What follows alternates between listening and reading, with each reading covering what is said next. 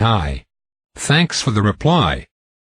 Hereby I will copy-paste your letter piece by piece, in commas, and then will reply below the word unquote. Having an adequate understanding of both thermodynamics and evolution, I know that one possesses no challenge to the other. Unquote. When we thus mention evolution, we actually mean emergence of living beings in current form, starting from simple naturally available material on Earth, with slow transformation. So please do not try to tell me in any of your letter that evolution and abiogenesis are two different things, for which I need to educate myself off. What we thus mean with that, is that the cell itself cannot arise, and so cannot evolve into multicellular organism, which then undergo further evolution. The process cannot start thermodynamically, to form one single cell, as information theory states, that all the components of cell are information molecules, which cannot arise just with a supply of energy.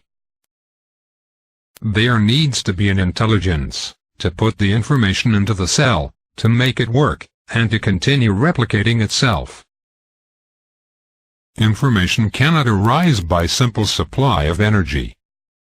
I am attaching a video, which describes the impossibility of spontaneous formation of proteins, DNA and RNA. What's more, I can prove it. I've had this discussion at least 1,000 times already, and I'm not interested in wasting any more time reading someone else's copy-pasta. Speak for yourself. Let's see you do what no creationist has ever done. Explain how you imagine thermodynamics or entropy are supposed to pose any threat for evolution. Unquote.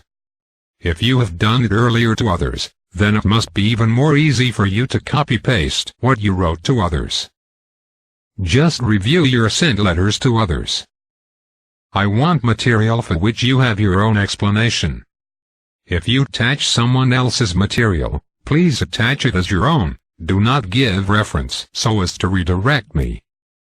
The material I attach to you should be taken by you as my own, and I am stating those facts to you. This is what you should suppose. So it is me who is asking you to read the book. Decoding the Universe. The following video states that for the abiogenesis to happen, the amount of energy needed is equivalent to heating up of water in a bathtub spontaneously up to 360 degrees centigrade, something that never happens. Please read the description of this video too. I know you won't meet this challenge. No one ever has. The most you can do is misrepresent and misdefine each of the terms involved in your argument, because the only way to buy the argument you did is if you don't understand either one. Unquote. Okay, you can see me define abiogenesis and evolution as a continuum of processes, the latter fully dependent on the former, and if abiogenesis did not happen, there is no basis for atheism. In fact, the information theory tells us that information cannot be created without intelligence, and the process of living is to continue carrying the information in a localized form. Once information dissipates, then the process is called death. Chemically speaking, life is a state of non-equilibrium of all chemical processes, while death is when all reactions come in a state of equilibrium. So information and entropy are related in this way.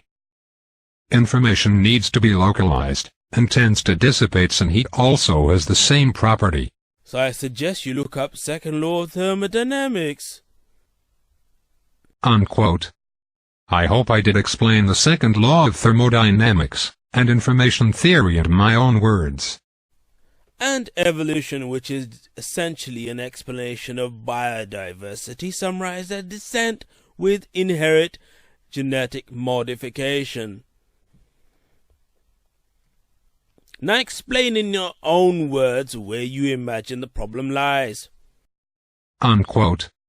As I wrote you earlier that I am talking about self-emergence of life into current form, whether through abiogenesis or evolution. So the problem lies in a scientific basis of atheism. If life cannot originate, how will it evolve?